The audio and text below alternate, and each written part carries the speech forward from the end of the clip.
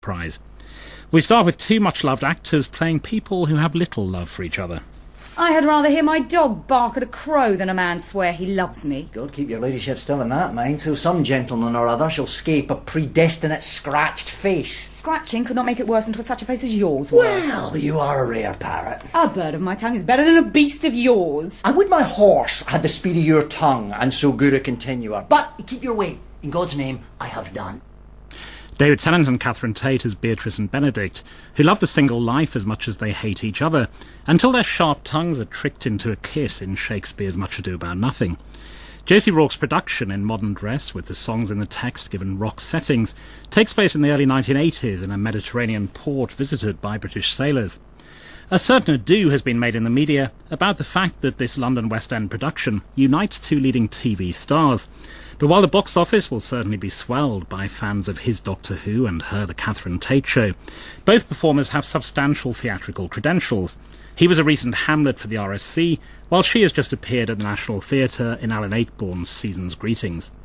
Earlier this evening, a couple of hours before they went on stage at the Wyndham's Theatre, I talked to Catherine Tate and David Tennant, and mentioned that watching the play last night, I'd been struck that the audience behaved unusually for a Shakespearean production, whooping and cheering the insults between the reluctant lovers. The audiences have been lovely so far, yeah. It's interesting that I think of all Shakespeare's comedies, this is the most contemporaneous one, and certainly this is a contemporary production, broadly speaking. So I think perhaps it seems to be connecting in a way that obviously one hopes for when you do these old texts. You hope that they'll live anew, but you're always a bit nervous about it until you get out of the rehearsal room. But it seems to be working, yeah. And Catherine, it does feel very modern, as David says, particularly in the cruelty of it, because every time I see it, I'm struck. There's always a trick going on, either tricking people into falling in love, or at one point pretending that somebody's dead when they're not. There's although it's a comedy, there's a great deal of cruelty in it. I know. I mean, the conceit of actually saying to someone, pretend your daughter's dead, and then we'll get the man who jilted her to marry her in the guise of her cousin that no one's ever spoken about is quite a big ask and a very cruel thing to do. Yeah, I mean, I think that probably tops the kind of knavery in the play. I think that's what's extraordinary about it as a play, isn't it? That it's such a rollicking comedy, and then kind of 2/3 of the way through, it takes such a left turn. I think I'm sure that's part of the reason why it's been such a popular play for so long, because it's unpredictable and rather alarming in that way. And that astonishing line, the request that Beatrice makes, kill Claudio, which gets both a laugh and a gasp, because it is an astonishing thing to say. Yeah. But that must be a good one to do with it, that line. Yeah, I mean, it's some tricky. I mean, we're just having a conversation about it now. It's a kind of tricky one, because it feels like it's radioactive a little bit, because as you say, it's such an extraordinary thing to say to someone that the response to it from an audience is one of a kind of comical response, because it seems like a ridiculous thing to say, but I suppose we have to root it in, even though we are placing it in a modern setting, we have to root it in its background of 400 years ago. That was a fairly common thing to ask for someone to do, or certainly legitimate. That you could ask to kill someone who had dishonoured your kinswoman. But also, I think people recognise this, don't they? It's your great dread when you say to someone, "I'm so in love with you, I'll do anything." Yes. What if they do? What if they call you on it? Yes. And then there you go. And also, similarly, for the end of the scene, when having asked someone to do something, they then agree. Yeah. And all the consequences that brings. No, it's fantastic, Darkness. I know you say contemporary. It seems we just passed Margaret Thatcher on the stairs. Margaret Thatcher with a beard showing through, and lots of Princess Diana masks. So it's not entirely contemporary. It's relatively contemporary, but it is 80ish. Yes, absolutely. Yeah. I even wondered at one point, idly last night in the interval, if he's actually working on, because they went on the honeymoon to the Mediterranean on the Royal Yacht Britannia, Diana and Charles. And I wondered even if some of these sailors were from that boat. I think they've very much come back from a war. I mean, that's quite explicit in the text of the plays. So inevitably, I suppose, you start to imagine it's the Falklands, and Gibraltar, which is nominally the notion of where we've set this, was a common stop-off for soldiers coming back from there. So there's a kind of, that's not, you don't necessarily need to understand that to key into the world of the play, but I think that was a starting point for us. The other thing which the audience were responding to fantastically, as was I, the physical comedy of it, which we have in various ways. You come on a golf buggy. This is a slight plot spoiler, but it is a bit. And yes. But you went off. You went off the edge of the stage last night. We're still in previews, Mark. Previews still slightly work in progress, and the golf buggy didn't quite behave itself last night, but we've had a go today, and I think it's all going to be fine. The other physical, there's a decorating conceit, and I don't want to give away too much of this, but there's some fantastic slapstick for both of you, which gets very, very physical. There is a big stage history with this play of the Beatrix and the Benedict Gulling scenes. Are that one of the first questions you come to when you come to this place? How are you going to do the Gulling scene? How are we going to not be hid behind a pot plant? Yeah, it's the great joy of doing these classical well-known texts. It's also the great burden of them, that people are coming with an expectation that, and you have a huge precedent before you. Yeah. The other thing you have to address is which words you can actually say, because you've got to sort out the text. Now, some things they just are going to go. I think, for example, Benedict's line, "If I do not love her, I am a Jew." I mean, I think that one these days just disappears. But yes. It's funny, I've forgotten that's the original line, because that was Josie Rourke, our director, and Rob Hastie, the associate director, did a fantastic editing job before we ever turned up, actually. And although that's been an ongoing process in rehearsals, that's never been a line that we've said out loud. I mean, it's inevitably things age and change over 400 years, and it wouldn't be helpful to have that line in there now. So yeah, I mean, I don't think Shakespeare would mind the odd emendation. No, not at all. But more generally, what you've done judicious pruning. So there are those speeches which are oddly, to modern ears, oddly Blackadder-ish, where they do 15 metaphors for how much they hate they hate each other, and it just mounts up and up. And perhaps maybe you have 8 or 9 of them, but some of those you've cut down a bit. I guess we have. Again, a lot of that work was done before we got here, so then you don't miss it. You don't miss it. Because it was what we started with, Mm-hmm. No, so go. No, I was going to say, I suppose if I went back and reread the entire text, my memory would be jogged. Yes.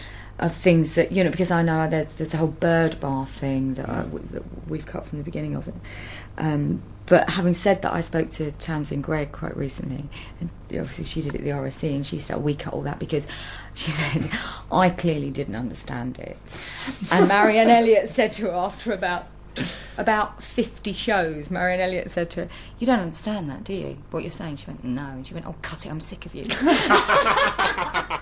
So they cut it, and it was very helpful to hear that somebody else, I think it's pretty rare to have a Shakespeare play done verbatim now. Yeah, I think you can't. And this isn't one of the longest, but if we did every word, we'd certainly still be here at 11 o'clock. Yeah.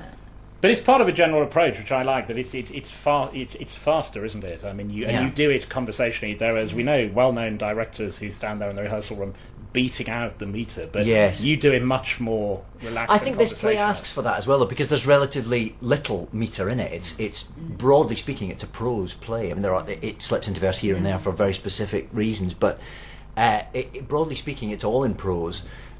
So it lends itself perhaps to a more conversational approach, and I think that's certainly something that this particular production has chased in rehearsal as well, and it's fun to find the modernity without altering the language, to find ways of making it feel fresh minted, which of course is what you're always chasing with classical texts. And I'm always struck by how filthy Shakespeare is. I mean, those lines like, "He has stolen my bird's nest," which could be an ornithological reference, but probably isn't. I think if you dig far enough into any line, there's some scholar sometime will have made it a reference to a private part of some variety. But there are an awful lot of them, and in this play as well, which is correct, because I mean, it's about sex and he wrote, he wrote for the masses, and masses like their knob jokes. So it's a grand tradition. Can I say that on Radio 4 at 7:30? Yeah, go on. You've said it now. The obvious difference from TV is that you can change all the time and you can vary it. But to what extent? I mean, obviously you're in previews now, so you're varying it anyway. But looking back, say you've just done seasons. Greetings, Catherine. You did Hamlet recently. To what extent do you take the opportunity to vary it from night to night? I think it's ongoing, isn't it? Obviously, in previews at the moment, that's the point of them. Yeah, you want to try things out. You want, particularly with the comedy, I guess, because what seems funny in a rehearsal room isn't necessarily funny on stage, and other things will surprise you with the reaction they get. So you're playing with that as you go, and I think one of the important things to do is also, as you go, to let go of things that you might be married to. Yes. But if the audience aren't going with you, you've just got to be guided by them. Because you do know, don't you, which you don't in television necessarily. You don't know whether people are laughing or not at home. Absolutely, You just, you've got an instant, the instant gratification and the instant shock and sadness if they're not quite getting shame. it. And shame. The wave of shame that comes across. And the flip side of this, which is the obvious difference from TV, is doing it 7-8 times a week and right through the summer when other people are jetting off to the Med and all that kind of thing. Do you ever resent that? The repetition of theatre. Oh, we're in a pretty limited run, actually. It's not like we're doing it for. It's not like we're in the mousetrap. I think it's a bit like giving birth. Not that I've done that, but that sense that, like, at the moment, every night is so fresh and we're so raw, and the terror is so present in getting through it. And yes, I think by the end of a run that does feel different, and repetition is something that you have to fight against slightly. But I think when you start each new play again, you kind of forget that side of it, because you can only be in the moment of discovering the performance for the first time. It is perhaps the plan of the producers that you might bring in different audiences to Shakespeare and so on. Do you think about any of that, or do you just get on with it? I don't think we do. I mean, it's interesting. A lot of people say that, so there must be something in it. We just wanted to do the play and are doing it, and are delighted that people are coming.